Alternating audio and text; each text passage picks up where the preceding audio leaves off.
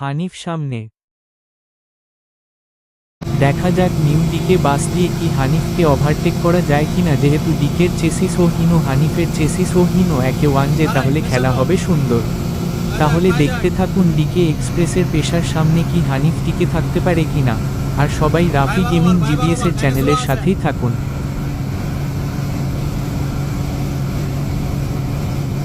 আগে লন ভাই, আগে লন, হালকা। না আগে যাবো।